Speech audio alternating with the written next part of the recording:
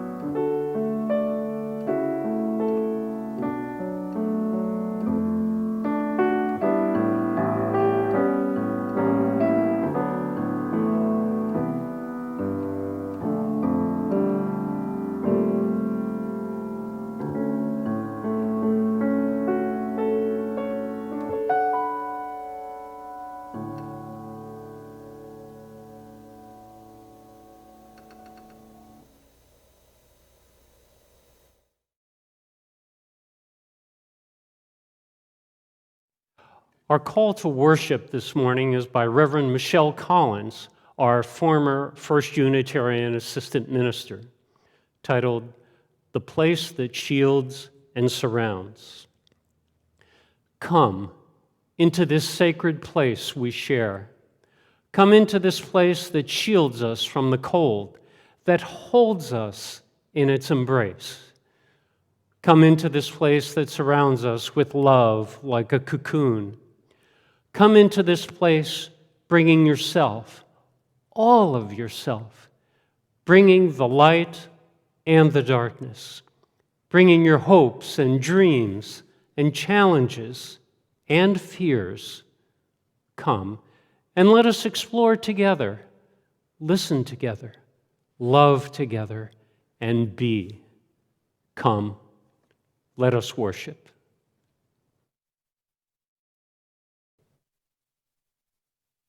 As we light our chalice, hear the words of Sharon Wiley. This solstice day, in honor of ancient traditions that celebrate this time of longest night, we observe that the flaming chalice holds the elements of the four directions: earth, air, fire, water, the lamp oil for the earth, the air that feeds the flame, the fire we light, and the chalice itself, the cup, the symbol of water. We light our chalice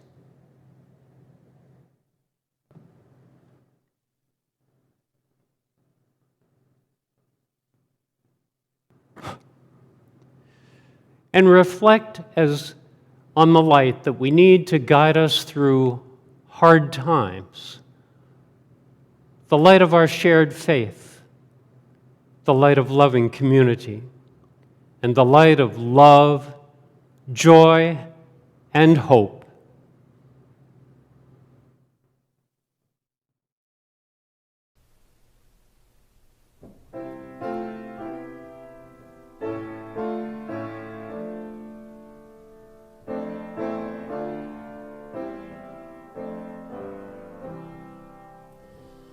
Dark of winter, soft and still, your quiet calm surrounds me. Let my thoughts go where they will, ease my mind profoundly, and then my soul will sing a song, a blessed song of love eternal. Gentle darkness, soft and still, bring your quiet to me. Darkness, soothe my weary eyes, that I may see more clearly. When my heart with sorrow cries, comfort and caress me, and then my soul may hear a voice, a still small voice of love eternal. Darkness, when my fears arise, let your peace flow through me.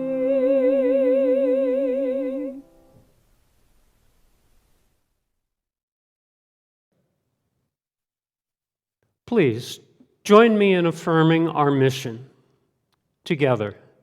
First Unitarian Church of Wilmington is a beloved community that nourishes minds and spirits, fights injustice, and transforms the world through loving action.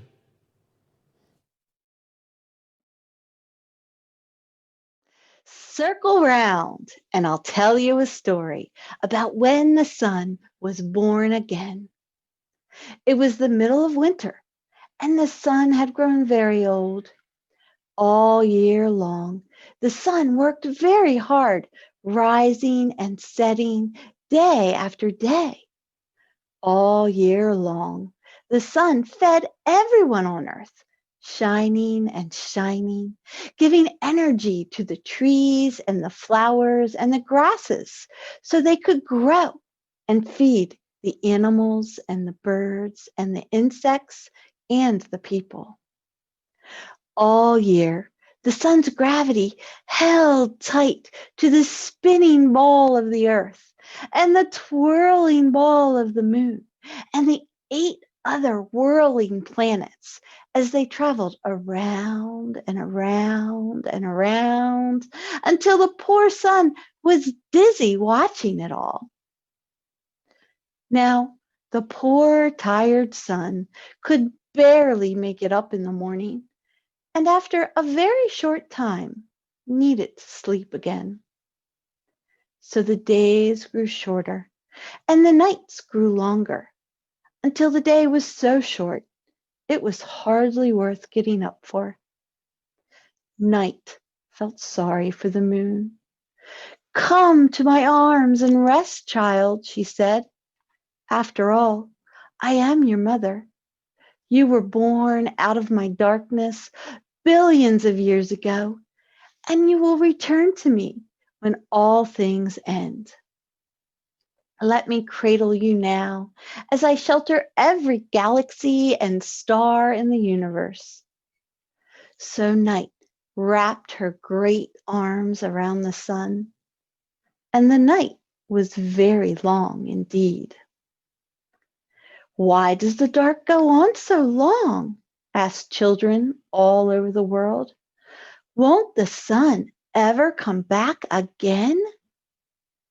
The sun is very tired, the old one said. But maybe if you children say thank you for all the things the sun does for us, the light may return in the morning. The children sang songs to the sun. They thought about all the things the sun gave them. Thank you to the sun for giving us fields in order to have enough space so that we can play and get enough vitamin D to get stronger and stronger as we live and get older. I am thankful for the sun because it brings warm summer. Thank you, sun, for providing light and warmth, and making moonshine because you reflect off of the moon to make moonshine. I am thankful for the sun, not sun. Thank you, sun, for providing all of the things that you've given us on earth, like light, life, and warmth. Every time a child said thank you, the sun began to feel a little warmer, a little brighter. Wrapped safely in the arms of night, the sun grew younger and younger. At last, it was time for the children to go to bed. We will stay up and wait for the sun to rise again, the old one said. Can't we stay up too? The children asked. You can try, but you will get too sleepy, the old one said. But you can each light a candle, because all fire is a spark of the sun's fire. Put your candle in a very safe place and let it keep vigil for you as you sleep and dream of sunrise. So the children lit their candles and put them in very safe places, and each flame was a little spark of the sun's fire. And the sun peeped out from between the arms of night and saw all the little fires and began to feel warmer and brighter and younger still. Early in the morning, the old ones woke the children. Together, they climbed a high hill and faced to the east, the direction of sunrise. They sang songs to the sun and ran around trying to keep warm. They waited and waited and waited to see what dawn would bring. The sky began to turn from black to indigo to blue. Slowly, the sky grew light. The golden glow crept over the horizon. Night opened her great arms, and in a burst of brightness, the sun appeared, new and strong and shining. For in the long night, the sun had rested well and grown young from the songs and the thanks of the children, young as a brand new baby, born out of night once more. Everyone cheered, and the children jumped up and down. The sun has returned, the sun is reborn, the people cried. and they danced and sang to celebrate the birth of a new day. And then they went home to breakfast. I wonder why hearing thank you gave the sun more and more energy. I wonder how you feel when someone thanks you for something. I wonder what gifts from the sun you are thankful for.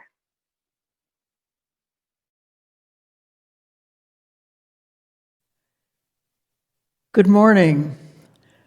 Our meditation this morning is by the UU minister, Reverend Lynn Cox. We pause as the path of the sun reverses, seemingly holding its place for a moment of turning. Let us delve into the gifts of darkness at the winter solstice. We follow curiosity and contemplation down into the cold earth, taking a journey to the world below the surface. Here we find acorns, cached by squirrels and chipmunks, perhaps to be food laid in store, or perhaps to become trees in fullness of time. We find burrows of hibernating animals, those who sleep and repair. We find seeds, including some that will not sprout unless they first wait through frost and ice. Life finds rest and renewal in the darkness. May those who are weary find comfort. May those who are struggling find meaning and companionship. May those who are injured or ill find recovery. May those who hunger find abundance. Let this be a time of healing, and may the dreams of the dark lead us to share these gifts with one another. Our imagination rises back to the surface, to life, where the cold ground meets the crisp air. Here we observe life finding its way. We observe animals eating seeds left on the ground, though the harvest is long past. We notice the migration of birds, natural movement that allows populations to find places where they can thrive. We observe the trees that appear to sleep, and yet they hold sap that will rise again before the spring arrives. We observe that not everything lives through the winter, and yet all that has lived returns to the earth and is transformed. Let this be a time of resilience. May the changing seasons bring new meaning and new insights. May creativity and persistence lead us to find resources for all to share. May those who migrate find safety, and may there be good news in the wind. May transformation lead us onward. And now we lift our imagination to the sky, to the returning sun, and to the brilliant winter night. Shifting hours of light and darkness remind us that change is part of the rhythm of the universe, and so trouble does not last. Acknowledging the gifts of darkness, we also look forward to the growing light, a change that brings glimmers of hope. We marvel at the beauty of this time, stars unobstructed by leaves, jewels in the night, shining over the land, moon, and meteors, inspiring us in awe and wonder. Let this be a time of celebration. What joy can be found? Let us hold it close, blow on its embers, and share its spark. We do not take for granted having come this far, and we give thanks for our companions on the journey. Let us now continue our meditation in silence.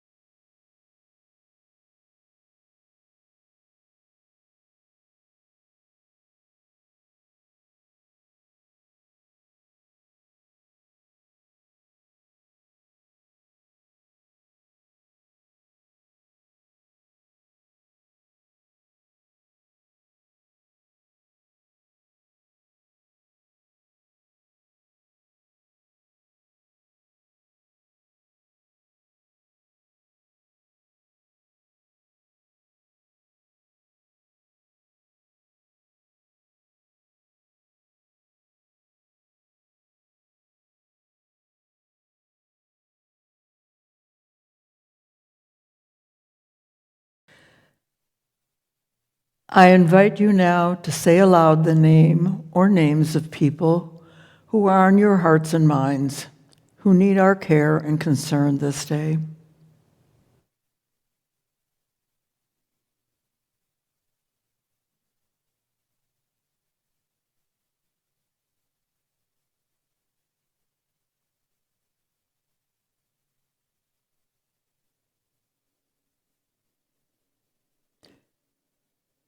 May all whose names were spoken and those unspoken find peace and healing this day.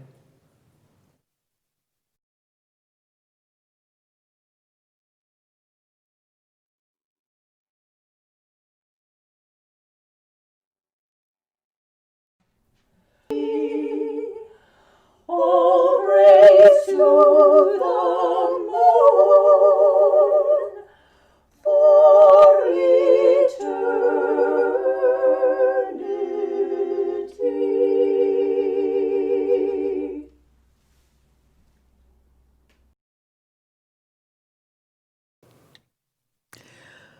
Author Barbara Mahoney writes in The Invitation of December. She says, I say, celebrate the darkness, landscape of discovery, of finding our way only by engaging, igniting, heightening our deeper senses, the senses of the heart and the soul, the intellect and the imagination. December, I like to think, is when God cloaks the world, or at least the northern half of the globe, in what amounts to a prayer shawl. December's darkness invites us inward, the deepening spiral, paradoxical spiral. We deepen to ascend. We vault from new depths. And therein is the sacred instruction for the month. Make the light be from you, deep within you. Here's a radical thought for December, or otherwise. Live sacramentally. Yes, always, but most emphatically in the month of December. December is an invitation. December is God whispering, please, come closer. Discover abundance within. Marvel at the gifts I've bestowed. Listen for the pulsing questions within, the ones that beg, finally, to be asked, to be answered.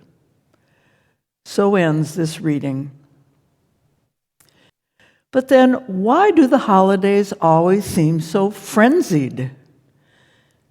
American theologian Parker Palmer asks, do we use these holiday times to keep so busy because we know emptying is not always comfortable?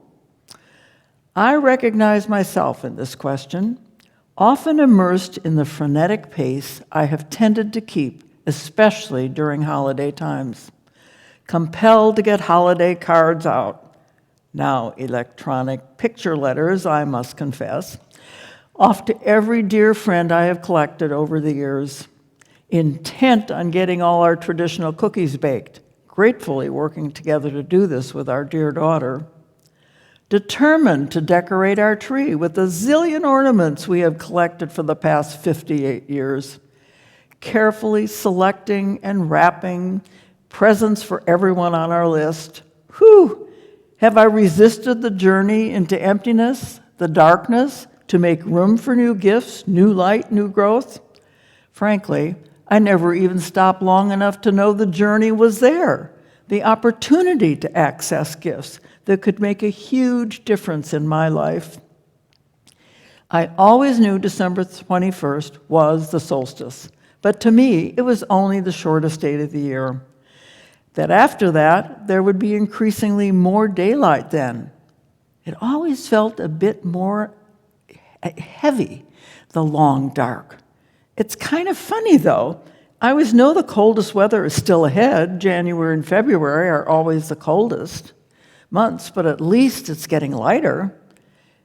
And that indeed always helps. But maybe this year of COVID, shutting nearly everything down, offers me at least one gift. to stop and take stock, to use this invitation of the solstice to enter the darkness. I don't know about your Thanksgiving, but ours was not the normal. Always getting together with our family. We pulled the plug on our planned family gathering with the spiraling COVID counts. We had a lovely Zoom call with our daughter and her partner on Thanksgiving morning and met our son and his family the next day for an outdoor hike along Gunpowder River. I fear Christmas will feel eerily quiet this year as well, with COVID projections even higher. I am feeling more and more drawn to this new idea to me, to enter the darkness. When Reverend Pam offered me the opportunity to be the worship leader for today's service, needless to say, I did lots of thinking.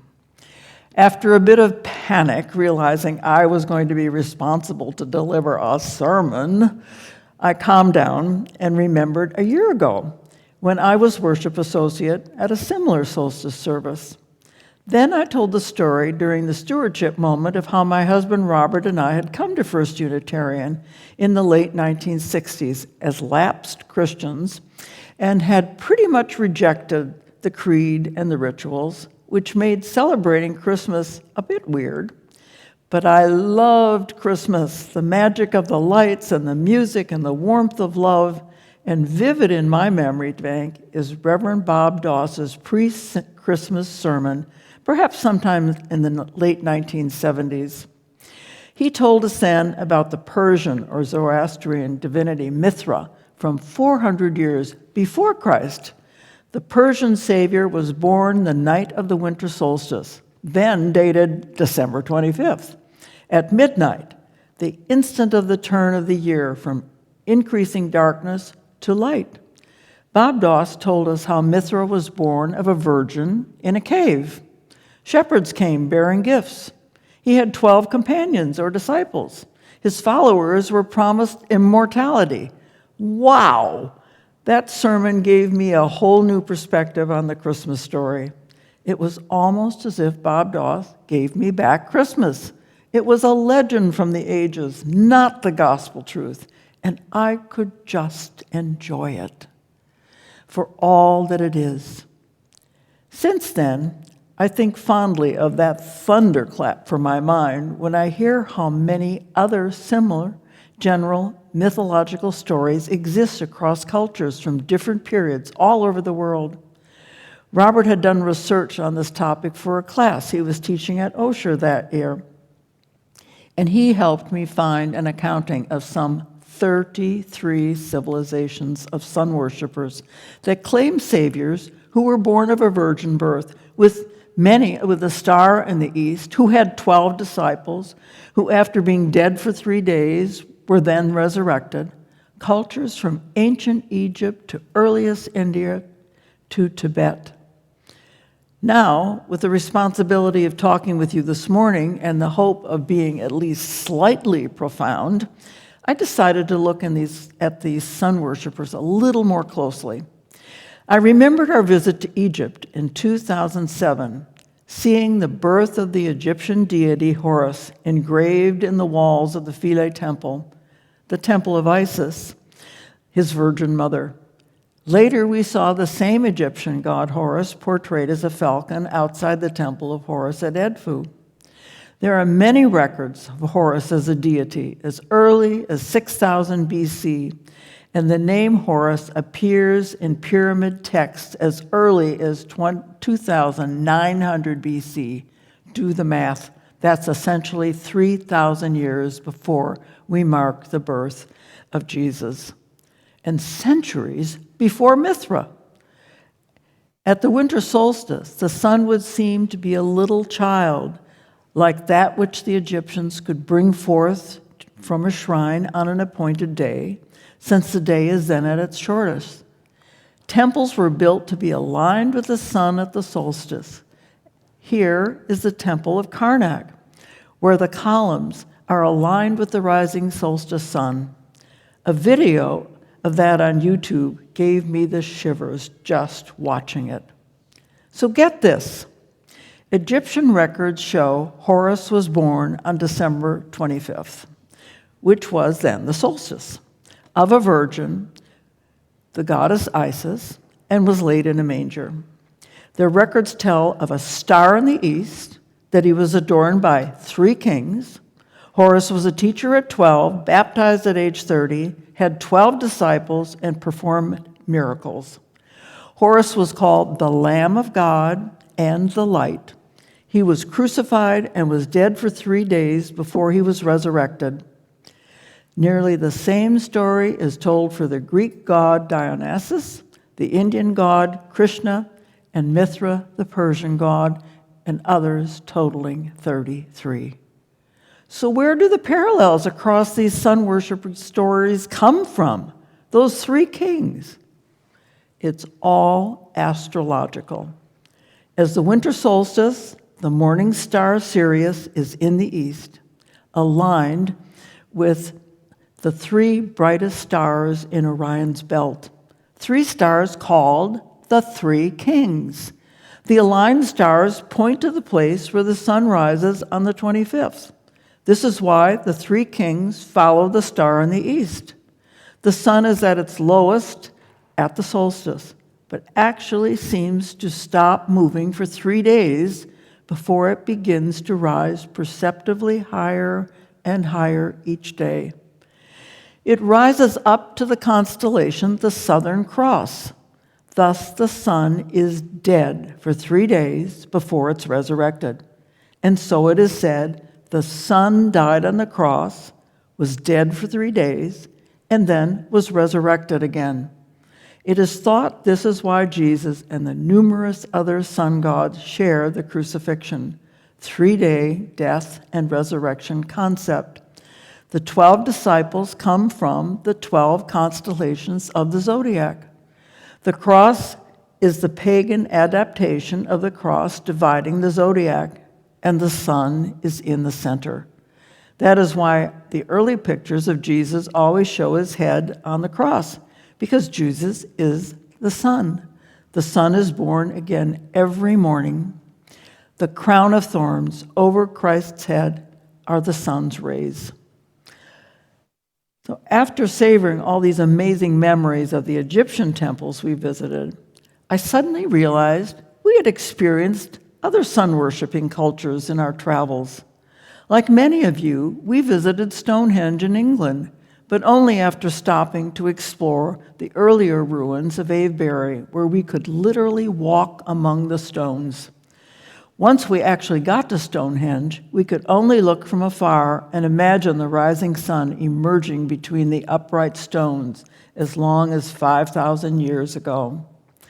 A fun aside here, this was the 1992 trip with a group of First U members, including the Dosses, led by our Diane Moore. Then I remembered a later trip to our southern hemisphere.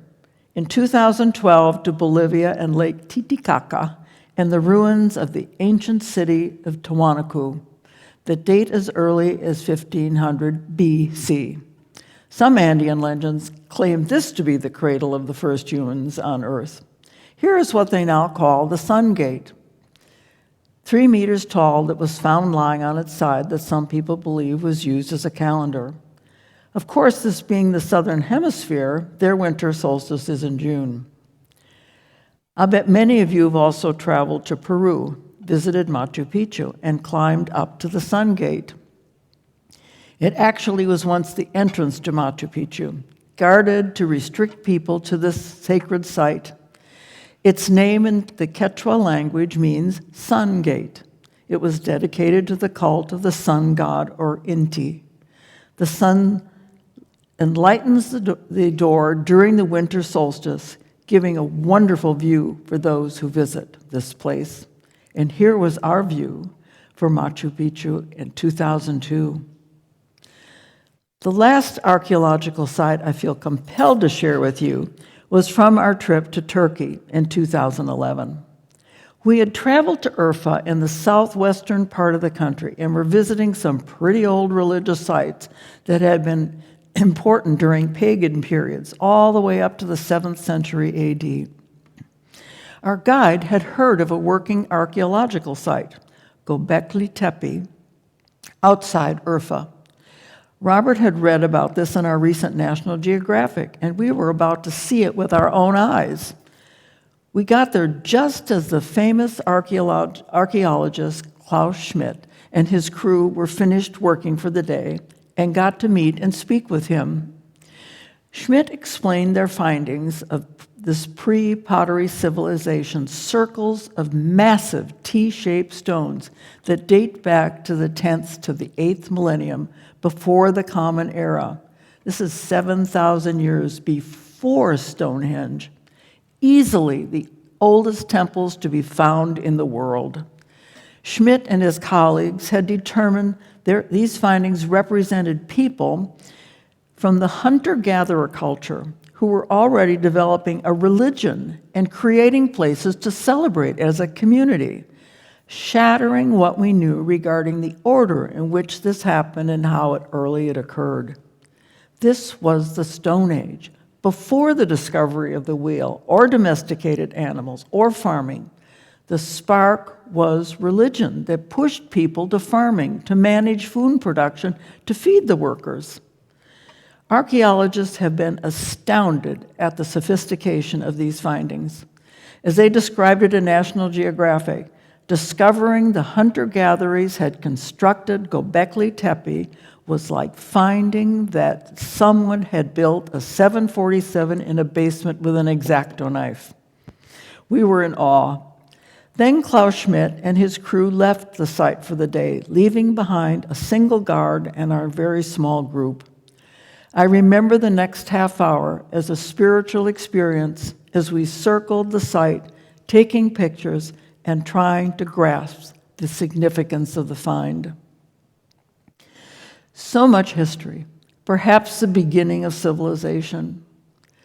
Later research and analysis revealed that the pillars of Göbekli Tepe appear to have aligned with the rising of the morning star Sirius.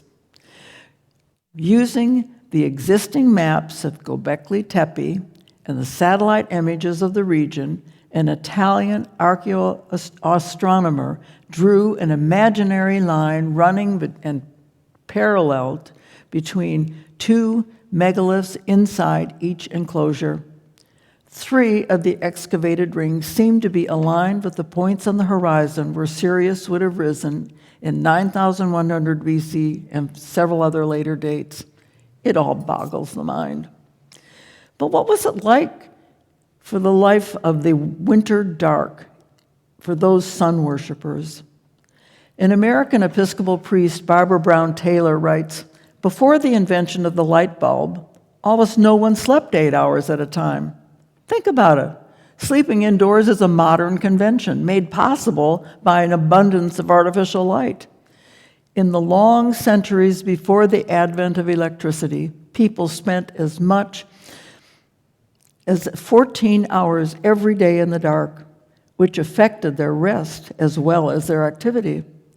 When researchers recently recruited some of the most normal people they could find to replicate that pattern, those people began to discover states of consciousness that they had never experienced before. At first, they played catch-up, sleeping an average of 11 hours a day. Eventually, they settled down to 8 hours again, but the hours were not consecutive. With 14 full hours of darkness available to them, most lay quietly in bed for a couple of hours each night before falling soundly asleep. 4 hours later, they woke up and spent another couple of hours resting before falling asleep again. Reverend Barbara Brown Taylor tells how the rest hours turned out to be the most interesting ones to the scientists, since during those hours, the sleepers were neither actively awake nor soundly asleep. Their body chemistry hovered somewhere in between, just like the brainwaves did. The director of the study said it was like finding a fossil of human consciousness, a state of awareness that had largely withered away In prehistoric times, this rest state may have provided a channel of communication between dreams and waking life, supplying the rich resources for myth and fantasy. It may also explain why so many biblical stories are powered by big dreams. But once people learned how to light the night, they began to cut down on the number of hours they spent in the darkness every day. Eventually, they condensed their sleep as well, compressing it into 8-hour blocks with no lag time in the middle or on either end.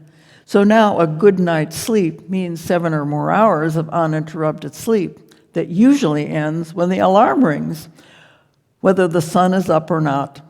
The long hours of rest before and after sleep are gone, along with the state of consciousness and what went with him, collateral damage of a world in love with light. So here we are with the opportunity to look deeply and look forward with hope at the Winter Solstice reflections, even to exercise resilience.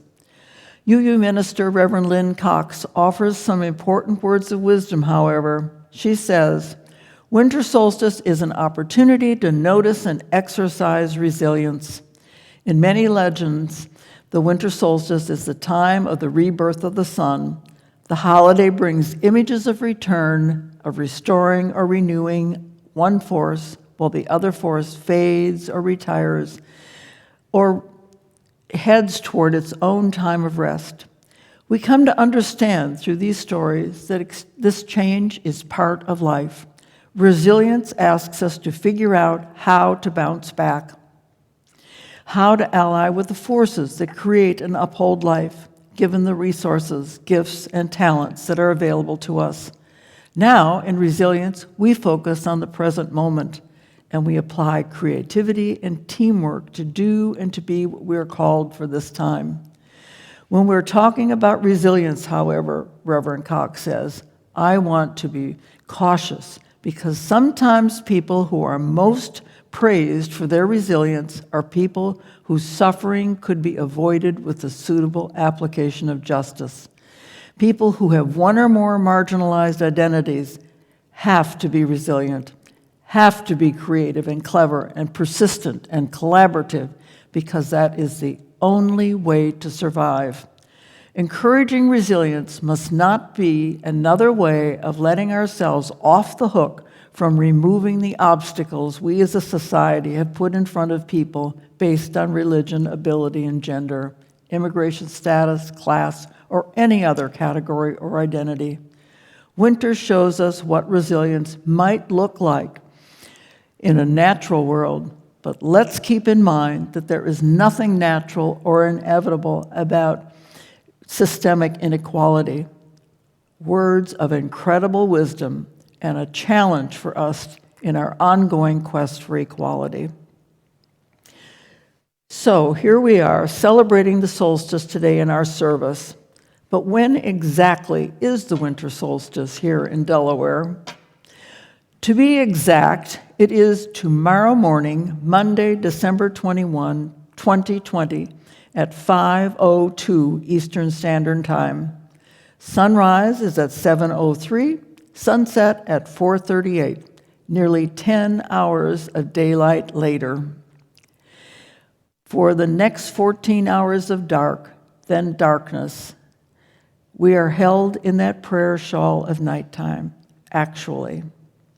AccuWeather shows that the length of the day is exactly the same for the next 3 days, and then it increases by 1 minute on Thursday. Without AccuWeather, let alone clocks all those millennia ago, how did they know? Reverend Sue Spencer reminds us these long nights have a purpose. Without times of rest, nothing would grow. With perpetual sunlight, there would be an eternal desert. We also need darkness for our own growth. We need times of rest, of Sabbath, to let our roots be watered. We need times to acknowledge powerlessness, and we are not in charge of everything after all. We need times in which to let things happen rather than to make them happen. Thus, here we are at this turning point with the opportunity for reflection and contemplation as we enter the holiday season. Can we challenge ourselves to take time and thoughtfulness, especially at this new time of COVID-19, limiting our life's activities? I'm taking a deep breath.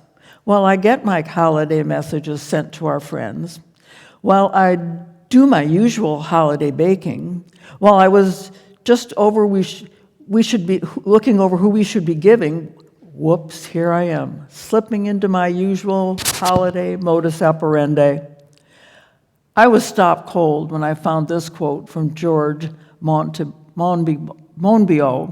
a British writer and activist. He said, "The Christians stole the winter solstice from the pagans, and capitalism stole it from the Christians." Whoa, that sure puts a whole new lens on my life and my fix.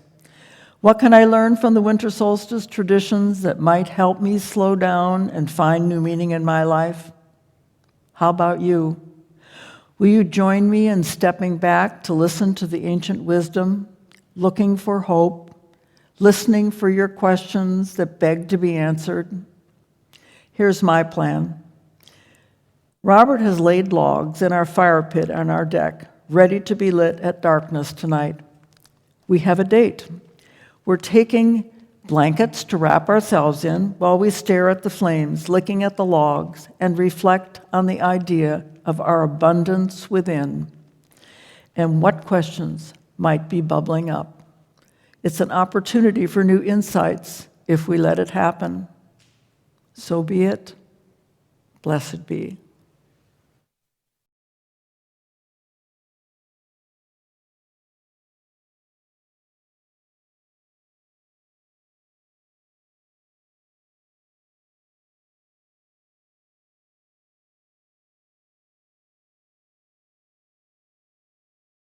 Find a stillness, hold a stillness, let the stillness carry me.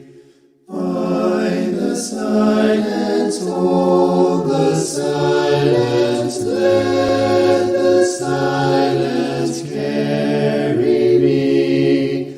In the Spirit, by the Spirit, with the Spirit giving power, I will find true harmony.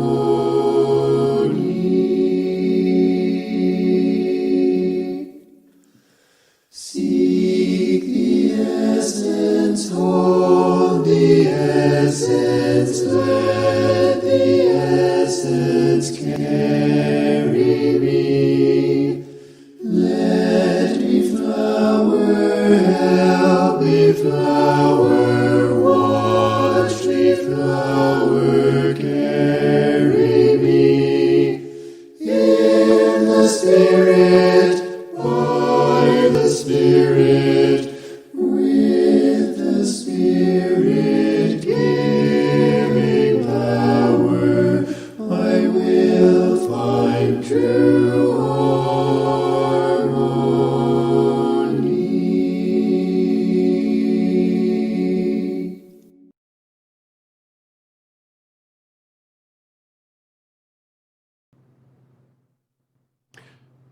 There are many ways to practice stewardship in support of our mission.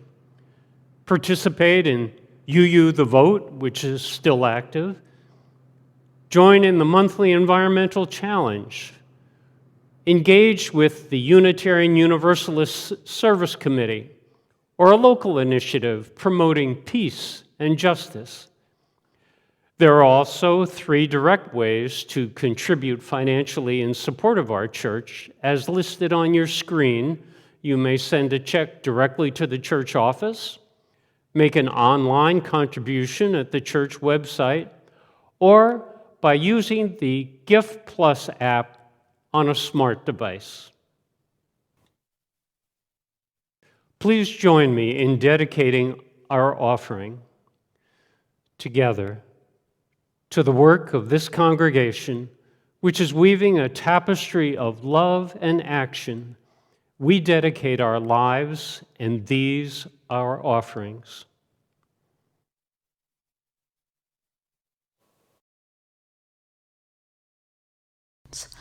Honor the dark as you do the light.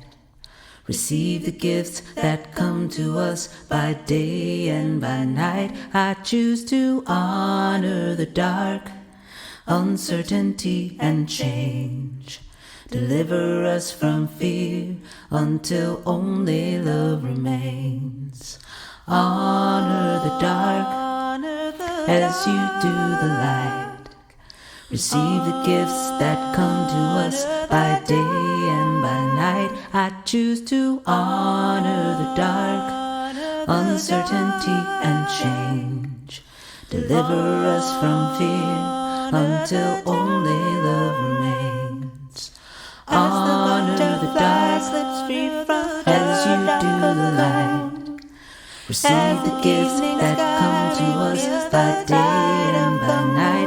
I choose to honor the dark, uncertainty and change. Deliver us from fear until only love remains. Honor the dark as you do the light. Receive the gifts that come to us by day and by night. I choose to honor the dark, uncertainty and change. Deliver us from fear until only love remains. Honor the dark.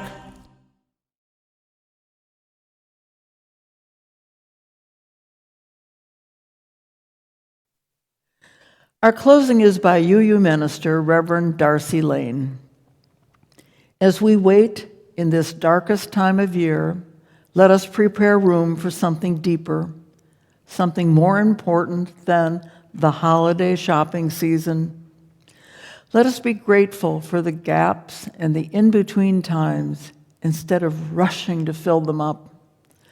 Let this be a season of emptying our hearts and minds, a time of listening. May we make time for our deepest, truest self, open to the possibility that something new may enter in.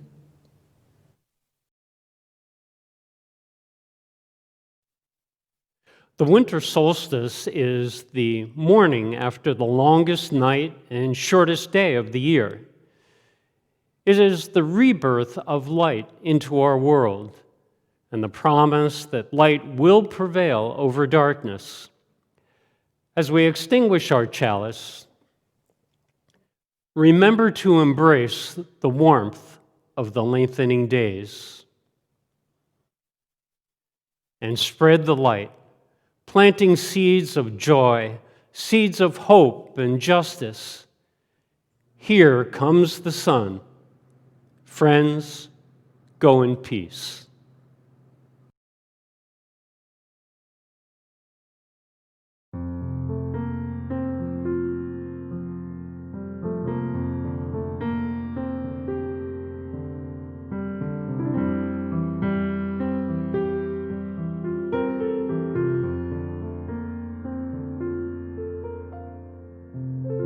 Here comes the sun, here comes the sun, and I say, it's all right. Little darling, it's been a long, cold, lonely winter. Little darling, it feels like years since it's been here. Here comes the sun. Here comes the sun. It's all right.